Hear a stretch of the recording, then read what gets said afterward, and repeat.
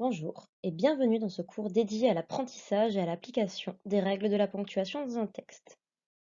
À l'issue de cette séquence, vous serez capable de rédiger vos écrits de manière structurée par les règles de la ponctuation. Bon travail! Durant cette séquence, nous verrons tout d'abord les espaces et signes de ponctuation, puis les espaces insécables, les points de suspension, les tirets, les énumérations, les guillemets et enfin la ponctuation en fin de ligne de titre. Espaces et signes de ponctuation. La ponctuation désigne l'ensemble des signes graphiques non alphabétiques utilisés dans un texte pour noter les rapports syntaxiques entre les divers éléments de la phrase ou de la proposition, les rapports avec le sens, les idées du texte.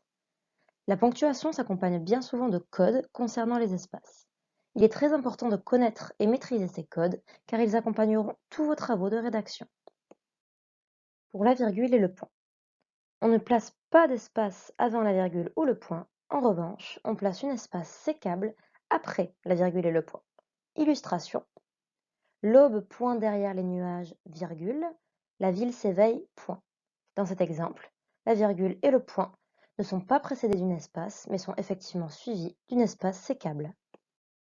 Les points-virgules, deux points, point d'exclamation et point d'interrogation sont précédés d'une espace insécable et suivis d'une espace sécable. Illustration. Qu'avons-nous prévu aujourd'hui? Point d'interrogation. Nous allons, etc.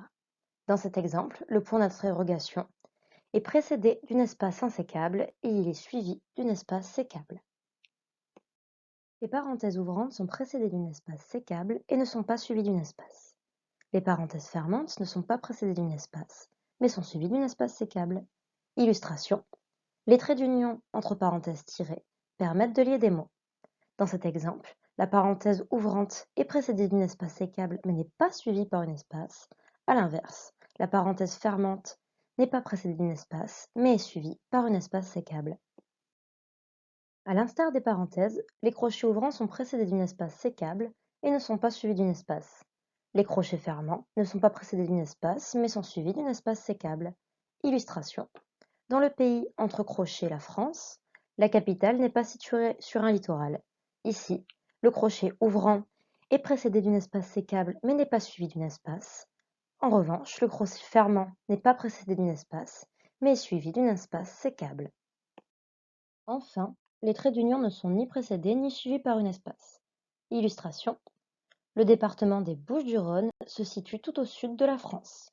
Dans cet exemple, les Bouches-du-Rhône sont composées de deux traits d'union qui ne sont ni précédés ni suivis d'une espace. Espace insécable. L'espace insécable est utilisé pour lier deux caractères afin d'éviter que le deuxième ne se retrouve à la ligne, notamment après les deux points, point-virgule, point d'exclamation, etc. Il est obtenu sur Mac en utilisant pomme plus espace, sur PC en utilisant CTRL plus majuscule plus espace. Illustration. Dans l'exemple Ces vacances, nous avons tout prévu, deux points, musée, cinéma et théâtre.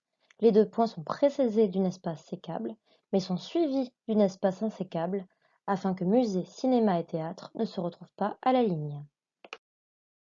Les points de suspension. Les points de suspension sont toujours au nombre de 3. Ils sont utilisés pour induire une interruption dans une énumération, marquer l'écoulement dans un certain laps de temps, attirer l'attention sur une conclusion inattendue ou laisser la fin de phrase en sous-entendu. Les points de suspension sont toujours suivis d'une espace, hormis dans le cas où ils tiennent lieu de point final. Illustration. Comme vous pouvez le constater dans l'exemple de gauche, les points de suspension placés ne respectent soit pas la règle des espaces, soit le nombre de points utilisés. L'exemple est donc invalide.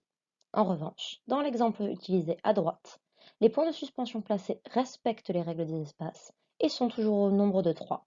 L'exemple est donc bien valide. Il est possible d'utiliser les points de suspension pour remplacer un passage du texte. Dans ce cas-là, ils sont mis entre crochets et sont précédés et suivis d'un espace. Exemple.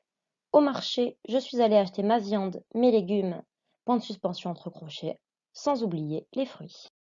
Les tirets. Le tiret court. Il est utilisé comme trait d'union et ou marque de césure dans un mot. Illustration. Les tirets courts lient des mots pour n'en former qu'un, c'est-à-dire qu'ils sont des traits d'union. Dans cet exemple, c'est-à-dire comporte deux traits d'union courts. Le tiret moyen. Il est utilisé pour les énumérations. Pour l'obtenir sur un document électronique, majuscule plus option plus trait d'union.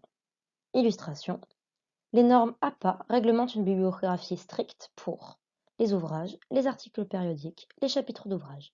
Dans cet exemple, ouvrages, articles périodiques et chapitres d'ouvrages sont des énumérations et sont donc précédés d'un tiret moyen. Le tiret long. Il est utilisé pour remplacer les parenthèses. Pour l'obtenir sur un document électronique, option plus trait d'union. Illustration. L'espace fixe entre tirets insécables permet de lier des caractères. Ici, les tirets sont utilisés comme parenthèses et sont donc des tirets longs. Les énumérations. Les énumérations peuvent être utilisées avec deux signes différents dans un document électronique, le tiret moyen ou la puce. Attention, ces symboles sont toujours suivis d'un espace. Vous pouvez utiliser le tiret ou la puce, mais pas les deux dans un même document. Illustration. Comme vous le voyez dans l'exemple de gauche, la puce et le tiret sont utilisés à tour de rôle. L'exemple est donc invalide. En revanche, dans l'exemple de droite, seule la puce a été choisie et utilisée. L'exemple est donc valide. Les guillemets. Les guillemets sont des signes typographiques utilisés au début et à la fin d'une citation. Deux signes sont utilisés. Les guillemets anglais. Marx affirmait, entre guillemets, je détrônerai Dieu et j'abattrai le capitalisme. Ou les guillemets français. Selon Tricot, entre parenthèses 2017, à propos de l'innovation pédagogique, entre guillemets, on cherche des solutions pour améliorer le système éducatif en innovant. Réfléchir aux causes de nos problèmes nous ferait progresser davantage. À noter que lorsque cela est possible, les guillemets français sont à privilégier. Ponctuation en fin de ligne de titre. Il ne faut pas mettre de virgule, de point ou encore de point-virgule à la fin d'une ligne de titre ou d'intertitre. Illustration. Comme vous pouvez le voir dans l'exemple de gauche, les titres et intertitres sont suivis d'un signe de ponctuation. L'exemple est donc invalide. En revanche, dans l'exemple de droite, les titres et intertitres ne sont pas suivis d'un signe de ponctuation. L'exemple est bien valide. Conclusion. Ce cours sur la ponctuation est à présent terminé. Nous vous invitons dès à présent à aller effectuer notre quiz pour vous entraîner. N'hésitez pas à nous envoyer un mail à cas de difficulté. Bon travail!